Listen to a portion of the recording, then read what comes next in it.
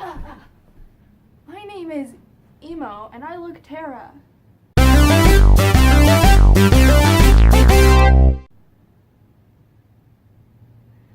Now, before anyone says anything, I just want you to know, if you look back at a video, that was like a year or two ago, no, definitely like 2 years ago, I think it was called like Girls on YouTube or something.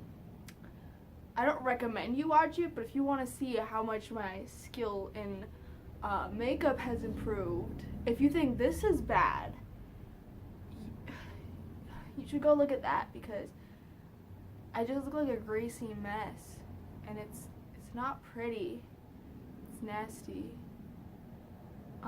Yes, I realize I do look like I work at Hot Topic, and there's a Christmas tree behind me, and I know I'm gonna probably look back and be like, oh no baby, what is you doing? Oh no, you shouldn't have put on any makeup, it all looks like crap. And to that I say, fuck you. I'm trying things out. I'm trying matte lipstick. I've always wanted to try it because I think it looks really nice. Probably not on me though, because I think I went outside the lines in literally every place possible. That's not the point of this video. Actually, it kind of is. I know Christmas is on Monday, as per the Christmas tree behind me. But the problem is I don't have any Christmas ideas. I mean, there's only so many things you can say about Christmas. And I think I said most of them in the last video. So we're just going to be talking about my emo phase, because I mean I look like I've rebounded back into it. So we're just going to dive right into my motivations and probably the cringiest time of my life. That's probably not going to be true in like 10 years. But probably what I believe to be the cringiest time of my life. And it all started at the end of 8th grade. See, I think I was at my cringiest 8th grade to 9th grade. End of 8th grade. No, actually, nope, just kidding. All of 8th grade. All of 8th grade was pretty bad. So I really had started into my emo phase like the last 2 or 3 months of 8th grade. For one, I dyed my hair like this. I mean, I still really like the color, but it was the start of something bigger than myself. I dyed my hair this like really dark color, which is actually the last color I ever dyed it. It just faded to this, which actually, I don't think it looks that bad. I think a hairstylist would beg to differ. I think a hairstylist would be like, wow, your hair looks super brassy. Like, you need to dye it again or dye it back to its normal color. And to that I say, I'm not paying you money when I think it looks fine. So I dyed my hair that super dark color, which is actually pretty nice because it fades really nicely. So it goes from like looking like black to like, actually it started out red because I went darker and darker as I got emo. It was like darker shades of the same color, but like it starts out really dark red / black looking, and it just fades to like bright red, and then it slowly fades to like orange, and then it fades to like strawberry blonde. And I think it's actually a really nice fade because with a lot of unnatural colors, they fade really bad. Why did I even wear a skirt if I'm just gonna cross my legs? Why didn't I set up a chair? Yeah, so but that happened, and then along with that, I cut myself a fringe. It's oh shoot, what side did I part it on? I can't remember. I'm pretty sure my fringe was on this side, so it's like one of these things where it's like I can't even do it anymore. Okay. It like covers your like that. It's like an extreme bang, and it's like the emo bang, TM. Except for I never got to the extreme hair of some emo kids, let me tell you. But it was like one of those, and that's really when it was the beginning of the end, let me tell you. For some reason, I was obsessed with wanting a different hair color as well. I was like, oh my gosh, I wish I could dye my hair like permanently, like forever, and it would never fade. I don't wish that now. I'm actually wanting to go back to my normal color, because I don't know, it's less work, I guess, and I haven't seen it in a while. I mean I have, but like full head of my natural color in a while. But yeah, that was the beginning of the end, and I had started to buy more black clothes, black jeans, because I was like, ooh, black is a great color for no particular reason, right? Yeah, there was a particular reason. Got myself some of those all black Converse. None of those things are bad by themselves, but when you smash them all together, ooh, honey, you got a big storm coming. I really wanted, I don't even know what I was trying, there was something, I was like really wanted people to like me, which, honey, I was not doing I wasn't doing myself any favors, because, ooh, I think I kind of wanted an emo boyfriend. Yeah, I was in that weird time, and it got to a point in 9th grade where I would like be mad if I wasn't wearing black. Like, if my shirt wasn't black, I like, well, now I have to wear black jeans and I have to wear my black shoes, and I wanted to always have full black, so I wanted my black shirt. Like, well, this would work. I didn't have this back then. Still makes me look like I'm emo, the Panic at the Disco shirts, but the band really means a lot to me, so I'll suffer through looking emo for that. Yeah. And then I had my black pants and my black Converse and then my dark hair, and then I would always paint my nails black because I was always like, it's black like my soul. Yes, that's it. Now you know to the extent of how bad it was. And I wasn't very good at it, but sometimes I tried to do like heavy eyeliner. Even I knew that looked bad because I wasn't very good at it. I'm still not very good at it, but I definitely am better than I was back then. My hair was always greasy because I don't even know why. Yeah, the universe was like, you've got to stop. I'm going to give you greasy hair until you stop, I guess. And yeah, I don't know, I was trying to get into My Chemical Romance, even though I only knew the one song, like Welcome to the Black Parade or whatever. I was like, oh yeah,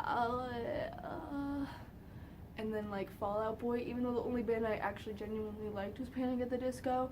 And I thought that I don't know, I wasn't thinking this all the time, but I think I thought in my heart of hearts that me looking emo would make people like me more, make people want to date me more. It's funny because now I see emo kids and I'm like, oh, Zooey mama, stay away from me. I don't know if you guys could tell, but my entire, all my internal organs are just going like, at the memories of me trying to get a man by being emo, I guess. I mean, I wasn't doing it just for that. Anyway, so I'm not 100% sure what broke me out of my emo phase. In fact, you can see, if you go on my Instagram account, you can see a clear difference between when I started posting, I was like, in the height of my emo phase. I used the vignette, I used like those really dark, extreme filters on literally everything, and I had these super emo captions. Yeah. There's like a clear line where you can start seeing me stop doing, not doing that anymore. And I think that's really how I gauge when I stopped being emo, because I stopped reflecting in my pictures. I remember one specific selfie that I have never gotten rid of. It was in the mirror. I looked so greasy, and I put 100 filters on it, and the mirror was dirty too. And I was wearing this emo ass dress with this emo ass jacket, and my hair was so limp and greasy, and I had lipstick on, but it was poorly applied. I had eyeliner on, but it was all smeary and stuff. And the caption is /was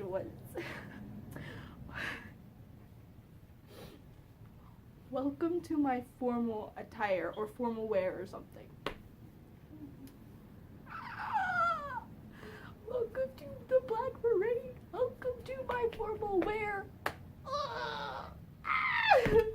I wish I could show you, but I can't, because unlike a real YouTuber, I record with my phone, because it's actually higher quality than my camera. Sad enough. And when I got my camera, it had a little scratch on the lens.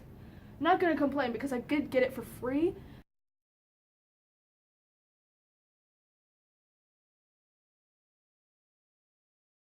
But the thing is, don't judge me. If you don't like the way I am now, I'm probably gonna grow out of it. Maybe not. Maybe this is my final form. Wannabe Hot Topic employee that isn't actually emo. Just likes the matte lipstick.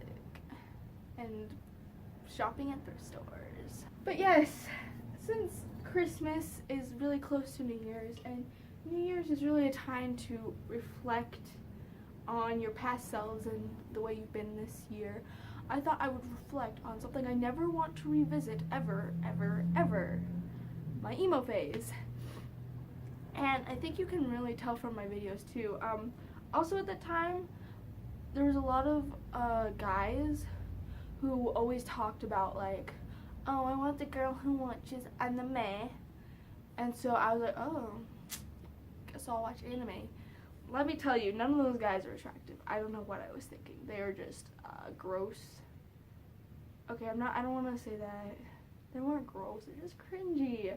They were cringy, I was cringy. Maybe it was a match made in heaven, except for none of them liked me anyway. I think that's when I was the weirdest about like boys and stuff. My emo phase, definitely. Because I think that's when I cared the most about what other people thought. Especially, I was about to, you know what I'm going to say to it, especially possible mates, even though that's not the right word that I want for that, but it was the first thing that came to my head, so we're sticking with it. I think I still care a lot. I have a deep need to be accepted by my peers, which is almost never met. And I still care a lot what people think. But not as much as I did then, thankfully. And really around that time, I think part of me was really wanting to like completely reinvent myself, because that's when I started to realize that I did not want anything to do with religion, really. So I was like trying to distance myself from who I was, I think. And I feel like that might have been the time when I was least genuine to myself, in the way like I dressed and looked. It was uncomfortable. If you do look back on my real early Instagram stuff, you can see what I'm talking about. And pretty much the way it looks is the way I was in real life. And I have deleted a lot of them, but I do have like a couple of three row things, even though most of them are already messed up. So I don't want to like go back and delete them unless I delete in threes.